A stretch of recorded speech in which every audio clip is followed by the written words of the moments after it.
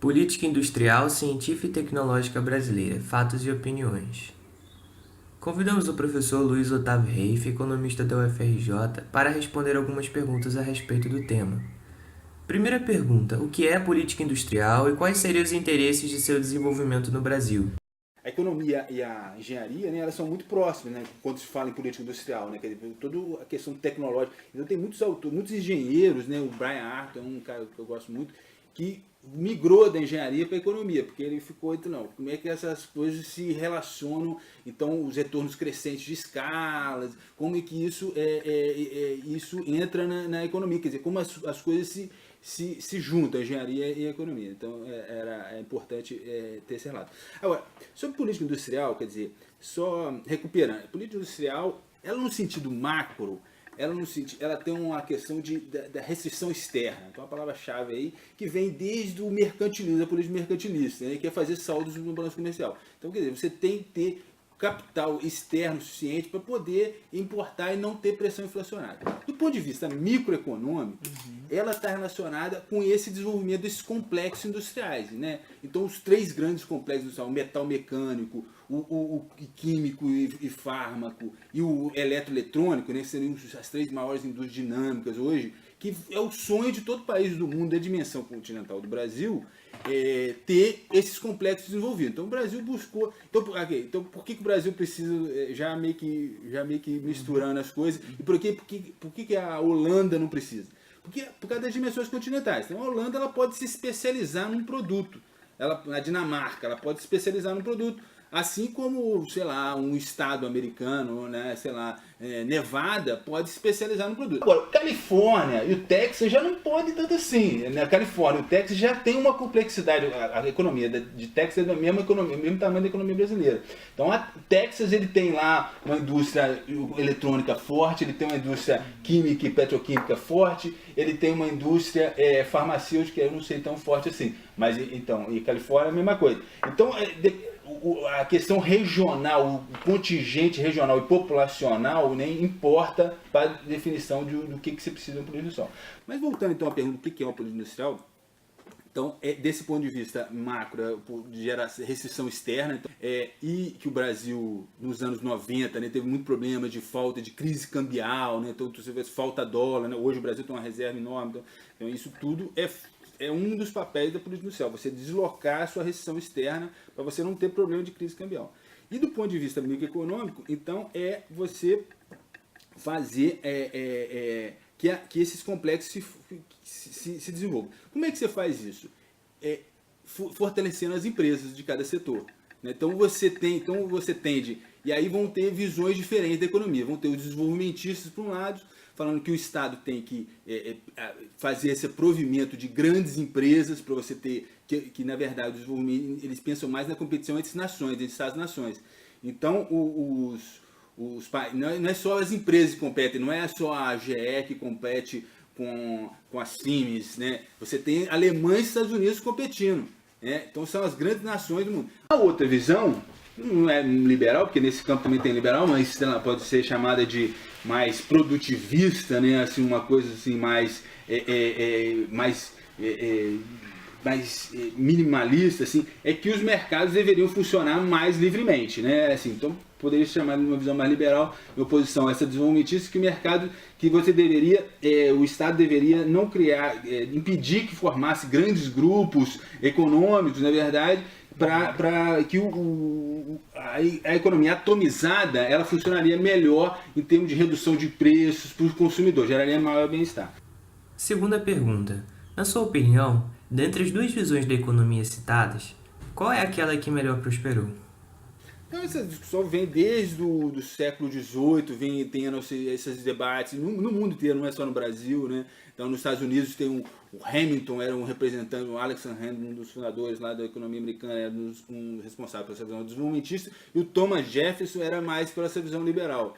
Então, na economia americana, criou uma simbiose entre esses dois modelos. Né? Eles criaram esses grupos econômicos muito fortes, né? Então todas as grandes empresas, mas também eles preservaram esse atomismo do mercado. Por exemplo, no sistema bancário, por exemplo, eles impediram a constituição de grandes conglomerados. Então, os Estados Unidos têm 8 mil bancos espalhados pelo todo o território, Então, que tem uma lógica ali do provimento do crédito, da poupança local, quer dizer, do estoque de riqueza local ser aprimorado, ser aplicado na própria região. Então, as leis antitrust também faz parte dessa visão liberal, que também combinam. Então, é uma simbiose. É óbvio que, se for perguntar, a minha opinião, o desenvolvimentismo é a política que deu mais certo.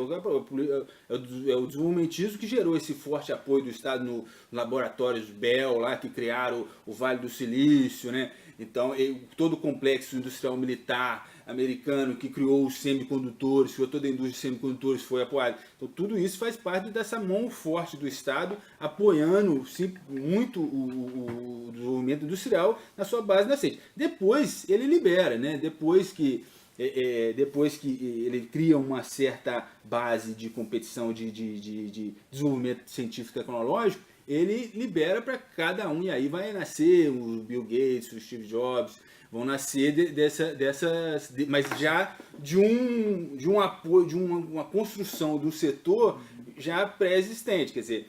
E aí tem a questão da demanda, né? O Estado ele faz a oferta, ele gera a tecnologia, mas ele compra essa tecnologia.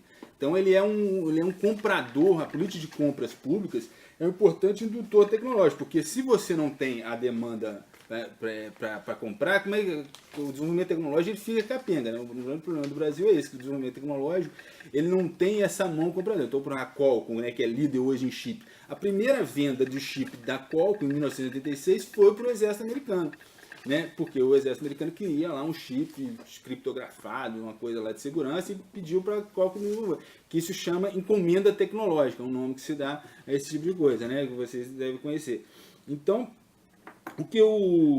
em resumo, então, essas duas visões de política industrial, tanto do ponto de vista macroeconômico quanto do ponto de vista micro, e é importante destacar essas duas visões do Estado como indutor do setor privado e do Estado, que é a visão mais desenvolvimentista, e do Estado provedor de uma certa competição também, no setor privado também, para não deixar grandes corporações começaram a dominar demais, entendeu? Os mercados e alguma concentração bancária, por exemplo.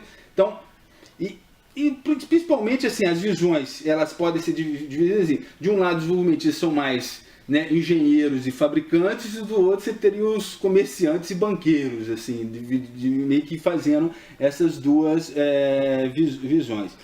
No Brasil, o que acontece? Essas duas visões ficaram muito poluídas, assim, ficou uma disputa em que, e hoje em dia reflete isso, que esse Estado desenvolvimentista é encarado como corrupção, como alguém que quer se apropriar do Estado, da renda gerada pelo Estado, para em benefício próprio, né?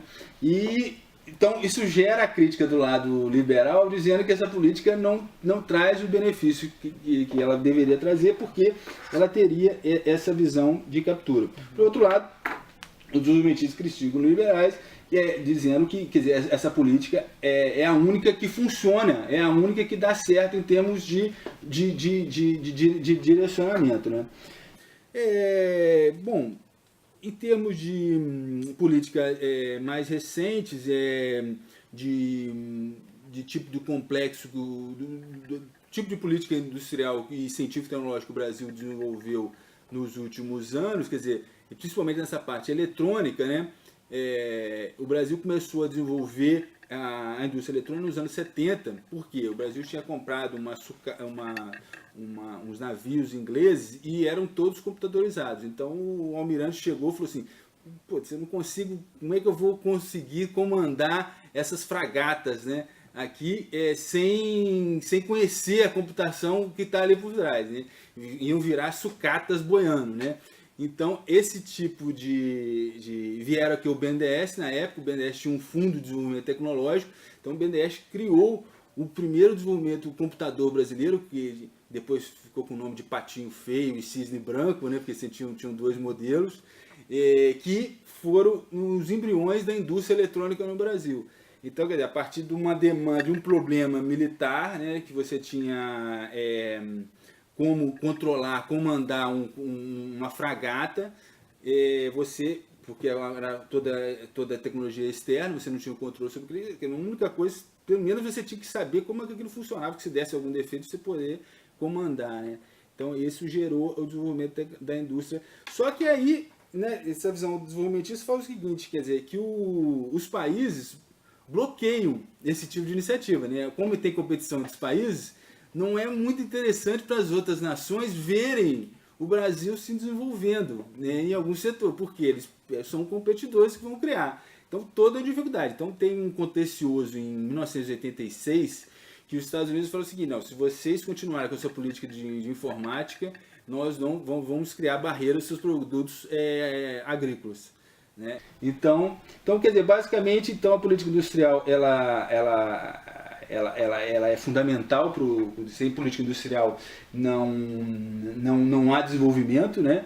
E a questão é a seguinte, que às vezes, por exemplo, nos Estados Unidos nem precisa ter o nome, você não tem uma política industrial americana, assim, você tem lá às vezes um American Recovery and Reinvestment Act, né, que é um National Recovery Industrial Policy, uma coisa assim, mas você não tem uma coisa, no Brasil às vezes costuma dar destaque, a política, não, ela é feita às vezes autarquicamente nos órgãos, então o Pentágono, né, ele comanda uma boa parte ali da indústria, o Departamento de Energia comanda outra parte do desenvolvimento industrial americano, vai ser feito assim picado e na verdade o resultado é tudo acontece, né? Parece que houve uma grande coordenação, mas essa coordenação existe, mas ela não é 100% feita a priori, não, ela acontece muitas vezes a posteriori, ex post.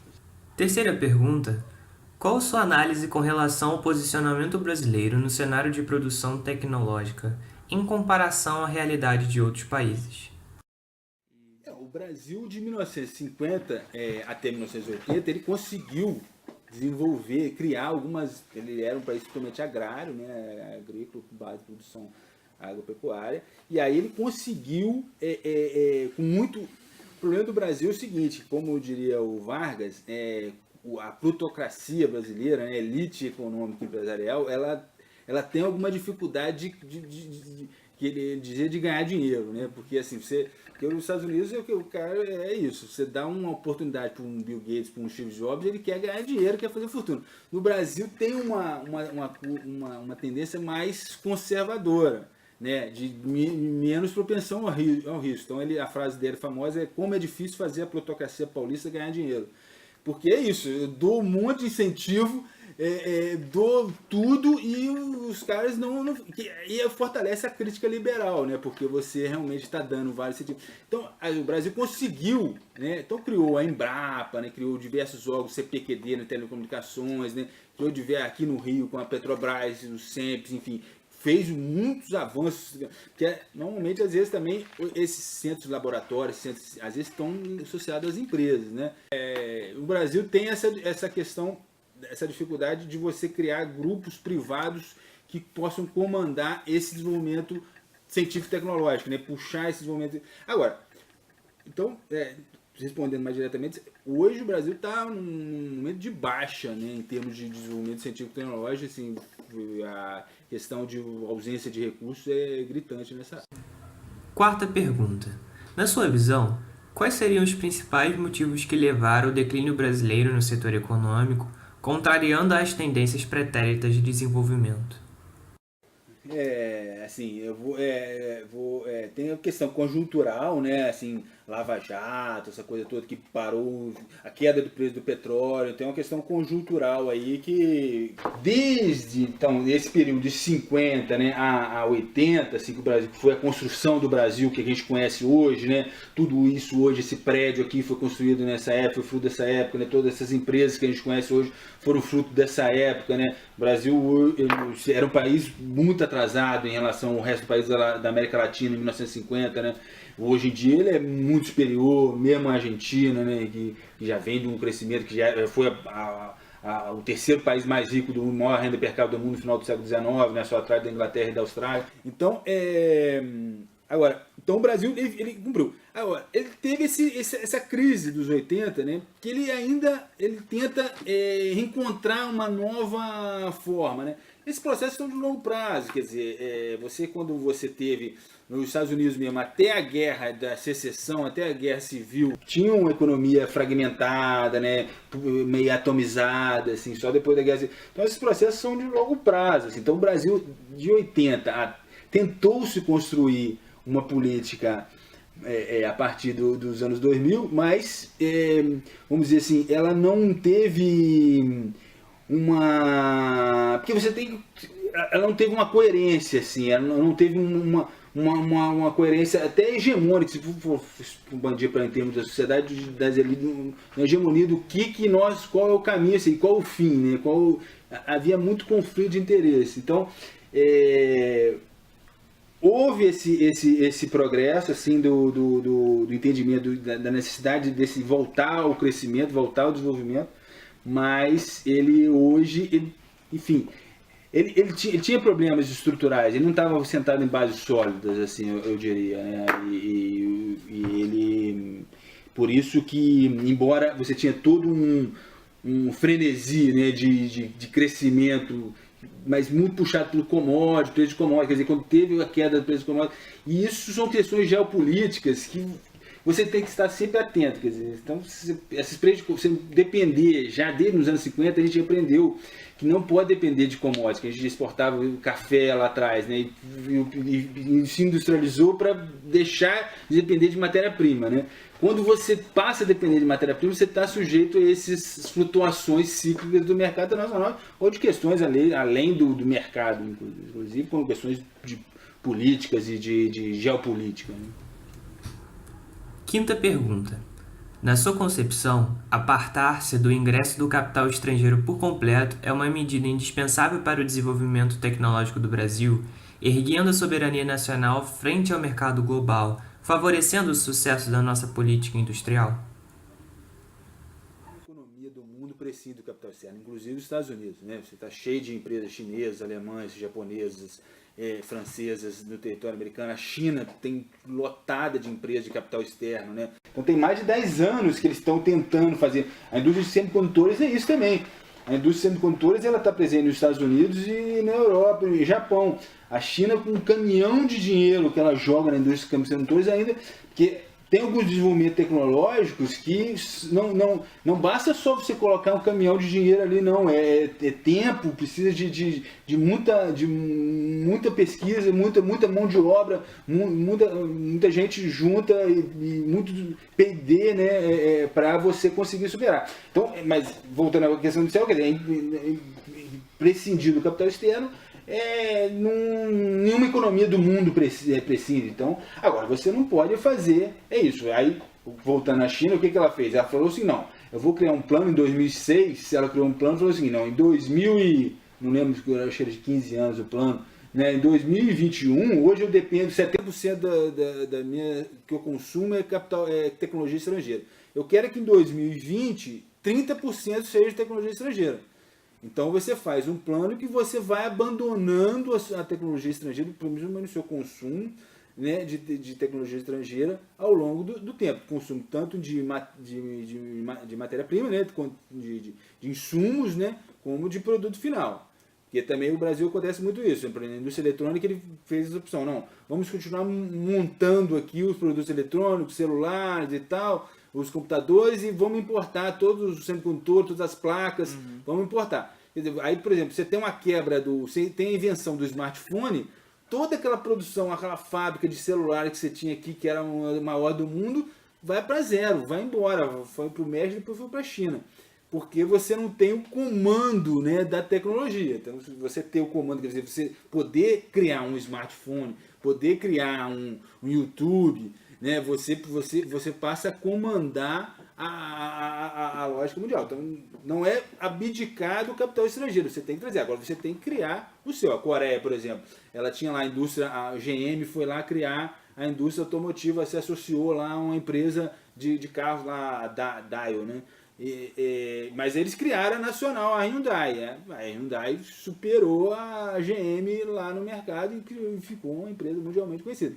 Então você tem que conciliar o capital nacional com o capital externo. Você não pode prescindir do capital externo. Agora, você não pode também ficar só dependente do capital externo e da tecnologia estrangeira.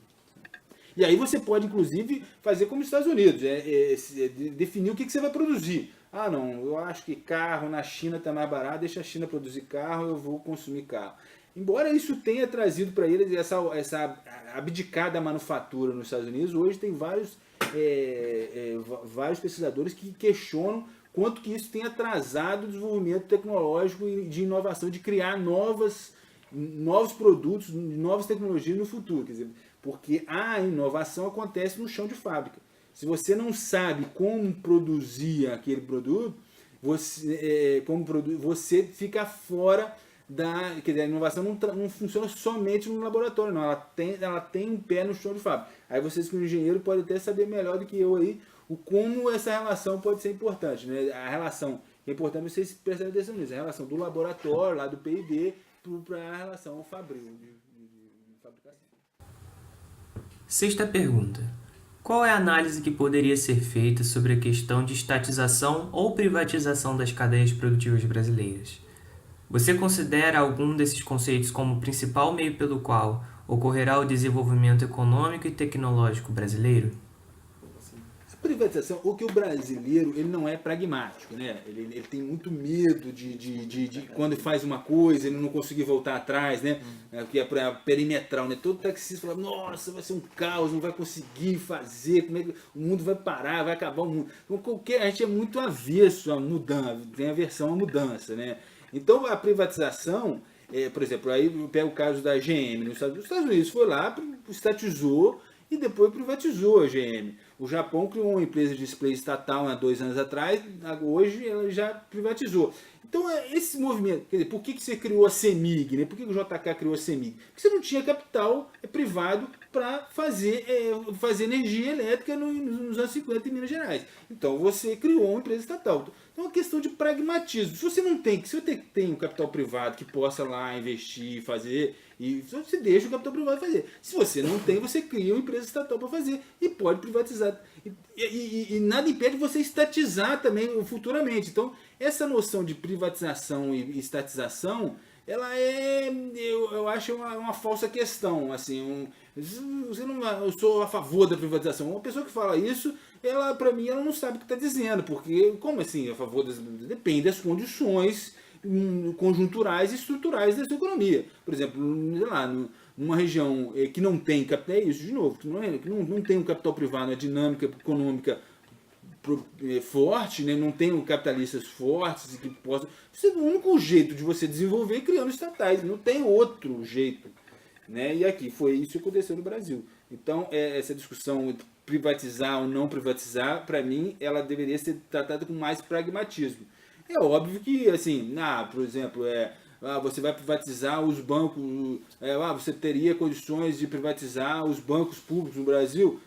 Teria, mas o Banco do Brasil, a Caixa, ele compete em iguais condições no mercado com o Bradesco. Para que você vai privatizar se eles dão lucro? Então aí é tudo uma questão pragmática, assim. Para que você vai, só para falar que está privatizando? Né? Então tem muito uma coisa de discurso, muito uma coisa de marketing e menos de efetividade. Né? Então as privatizações, nos anos 90, ela tinha esse componente macroeconômico da recessão externa e tinha um componente fundamentalmente de criar. Então, ao contrário da visão de que a privatização era liberalizante, não era. Ela tinha um componente, embora o discurso fosse liberalizante e tal, ela tinha um componente de resolver uma crise macroeconômica e um componente. E aí aproveitou esse momento para falar assim: não, então vamos criar grupos nacionais que possam comandar esses setores e não ficar dependente de capital externo comandando esses setores. Então, mais ou menos isso. E aí você criou lá na Embraer, a Embraer já tinha privatizado antes, a Vale, aí você entrou com o Bradesco, com fundo de pensão também, aí você fez tentando um capitalismo brasileiro, né? Dado que você não tinha tanto capital nacional, assim, você tentou misturar os fundos de pensões no meio, alguns bancos e tal, tentando, que tem essa teoria que o capital financeiro, que na teoria na Alemanha, o capital financeiro foi fundamental para o desenvolvimento industrial, não? Então no Brasil tem essa visão que você tem que replicar esse modelo alemão de envolver o capital financeiro na indústria. Isso não tem dado certo. O Itaú tinha a Hélio Queiroz, na indústria química, tinha Itaú Técnico, na indústria eletrônica.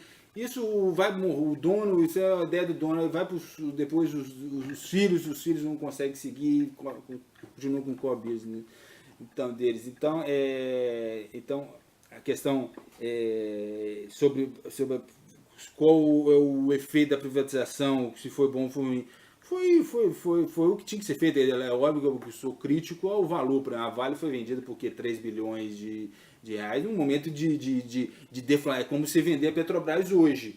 No momento de baixa de commodities, ela está totalmente subvalorizada frente ao preço real dela, né?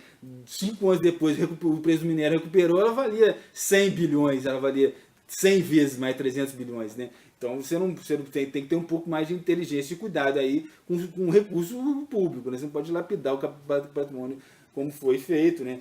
E outras questões também, por exemplo, nas telecomunicações, né? Obviamente o setor de telecomunicações ele tende à concentração, todos os setores econômicos, mas o setor de telecomunicações. Então é óbvio que aquele modelo de espelhos foi criado, foi um modelo ruim, foi um modelo que não ia funcionar, todo mundo sabia que não ia funcionar, né? Quer dizer, então você tem por exemplo, o modelo inglês de telecomunicações é um modelo, Inglaterra, que é considerado o berço do liberalismo, é um modelo estatal na infraestrutura, então a infraestrutura de telecomunicações é uma empresa estatal que cuida, e na prestação de serviços, quer dizer, quem vai vender lá o serviço de banda larga e de telefone celular para você, ele é privado, então você dá a infra, é como se for na energia elétrica, a geração fosse toda pública, e aí na entrega da comercialização da energia do bem final, do serviço lá de telecomunicações de energia, aí ser privado. Então esses modelos híbridos, né, de público e privado, eles funcionam no maior parte do mundo. 7ª e última pergunta. O senhor considera que a privatização da exploração do pré-sal brasileiro poderia contribuir significativamente para a restauração do quadro econômico atual? Em princípio, com o preço do petróleo agora, você não faria sentido mexer no pré-sal, porque, enfim, não faria sentido fazer leilões, né? Não sei por que você está querendo produzir mais petróleo com esse preço, assim. Mas, então, eu sou contra, eu acho que o modelo, como ele está com a participação da Petrobras, é o modelo mais adequado, assim. Eu sou contra qualquer mexida no marco regulatório do regime de concessão, de partilha, né? Então, agora, sem dúvida, cabe uma questão seguinte, qual é o plano, né? Tudo bem, você não vai explorar o petróleo agora, mas qual vai ser o plano estratégico que você tem? É sabido, nos Estados Unidos ele guarda petróleo, ele importa petróleo e guarda suas reservas, né? Você poderia adotar essa mesma política. Não, vou guardar aqui o pré-sal para momentos de falta de petróleo lá no futuro. Agora, então é uma questão que o estratégico o país tem que adotar e normalmente esse assunto é visto, quer dizer, você não pode querer explorar o pessoal para resolver uma questão de curto prazo, de conjuntura, de crescimento econômico, né? Porque ele vai crescer com pré-sal, com agora a mochila vai crescer 1% a mais o PIB. Você não pode assim, de tratar essa questão do petróleo, questão de estratégia, por causa de uma questão conjuntural. Tentar resolver uma questão conjuntural. Então, esse foi sempre o erro, né, o erro do Brasil, né? Nos anos 60, e ainda hoje tem essa coisa, não, vamos parar a economia, tinha a receituária do FMI, do Banco Mundial, vamos parar a economia para consertá-la, né? Você não pode parar a economia para querer consertar, você tem que conseguir consertar ela com ela andando, né? Então, esse problema do pré-sal é assim, não, vamos aqui, porque estamos com um crescimento baixo, vamos liberar aqui o pré-sal aqui, porque aí vai vir investimento, a gente vai ter um PIB maior. É uma questão muito de curto prazo, com questão estratégica de longo prazo. Então, de novo, questões estratégicas, questões mais estruturais são jogadas debaixo do tapete por questões conjunturais e de um pouco a reflexão. Aqui se encerra a entrevista. Em especial agradecimento ao professor Marco Aurélio Cabral pela oportunidade de fazermos o trabalho e ao professor Luiz Otávio Reife pela disponibilidade de tempo e de conhecimento com os alunos do grupo.